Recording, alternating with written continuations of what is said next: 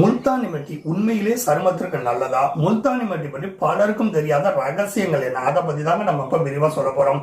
சரும பராமரிப்புன்னு வர்றப்ப பெரும்பாலானோர் இயற்கையான வழிமுறைகளை தான் தேர்ந்தெடுக்க முயற்சி பண்ணுவாங்க.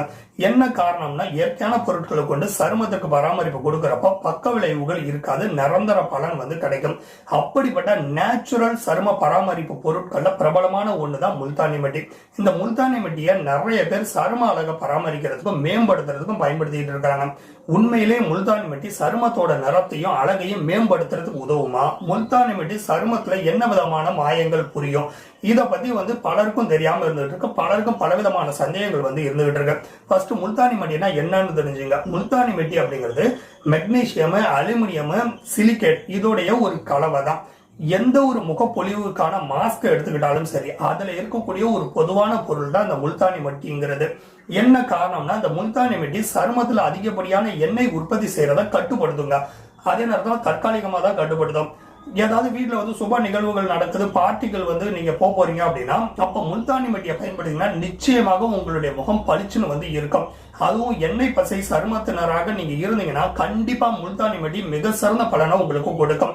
இதனாலதான் இதை முல்தானி மெட்டியை யூஸ் பண்ணணும். அதே நேரத்தில் முல்தானி மெட்டியை தினமும் யூஸ் பண்ணவும் கூடாது, ஒரு நாள் விட்டு ஒரு நாளும் யூஸ் பண்ணக்கூடாது. வாரத்துக்கு ஒரு தடவை மட்டும்தான் முல்தானி மெட்டியை யூஸ் பண்ணணும். ஒருவேளை உங்களுக்கு வறண்ட சருமமாக இருந்துச்சுன்னா முல்தானி மெட்டி மாஸ்கை பயன்படுத்தினதுக்கு அப்புறம் தவறாம நீங்க வேற ஏதாவது மாய்ஸ்சரைசரை கண்டிப்பா பயன்படுத்தணும். எப்பேற்பட்ட சருமத்தை கொண்டு இருந்தாலும் சரி, ஒரு ஃபேஸ் மாஸ்கை நீங்க பயன்படுத்தினீங்கன்னா அதை சருமத்துல பயன்படுத்தினதுக்கு அப்புறம் 100% காய வைக்கவே கூடாது. 80% காய்ஞ்சதுக்கு அப்புறம் முகத்தை கழுவிடணும்.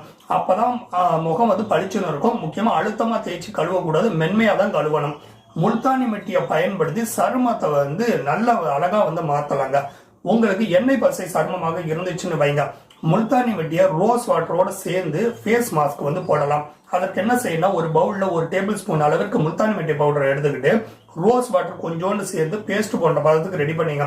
இந்த கலவையை முகத்திலையும் கழுத்து பகுதியிலையும் தடவி ஒரு 15 நிமிஷம் ஊற விட்டுருங்க.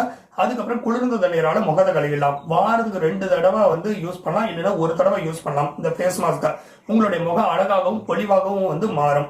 அடுத்து பார்த்தோன்னா, உங்களுக்கு வறண்ட சருமமாக இருந்துச்சுன்னா தாராளமா முல்தானி மெட்டி யூஸ் பண்ணலாம். முல்தானி மெட்டியோட கிளிசரினை நீங்க யூஸ் பண்ணி ஃபேஸ் மாஸ்க் போடணும்.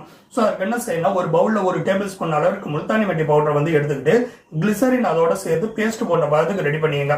ஸோ அதுக்கப்புறம் முகத்துல இந்த கலவையை தடவி 10 இருந்து 15 நிமிஷம் ஊற விட்டுருங்க. அதுக்கப்புறம் முகத்தை குளிர்ந்த தண்ணீரால கழுவிடுங்க. முக்கியமா சருமத்தை உலர்த்தியதுக்கு அப்புறம் தவறாம மாய்ஸ்சரைசரை சருமத்தில் தடவுங்க.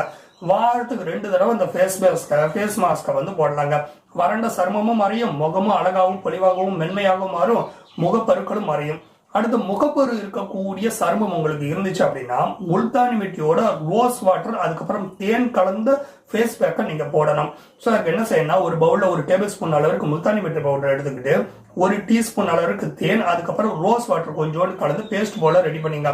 இந்த கலவையை முகத்துல தடவி 10 இருந்து 15 நிமிஷம் ஊற விட்டுட்டு அதுக்கப்புறம் குளிர்ந்த தண்ணீரால முகத்தை கழுவிடுங்க.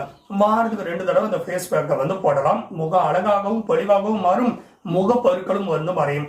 மறந்துடாதீங்க, முல்தானி மெட்டியை தினமும் யூஸ் பண்ணக்கூடாது, ஒரு நாள் விட்டு ஒரு நாள் யூஸ் பண்ணக்கூடாது. வாரத்துக்கு 1 தடவை யூஸ் பண்ணலாம், இல்லைன்னா வாரத்துக்கு 2 தடவை யூஸ் பண்ணலாம். அதுக்கு மேல யூஸ் பண்ணாதீங்க.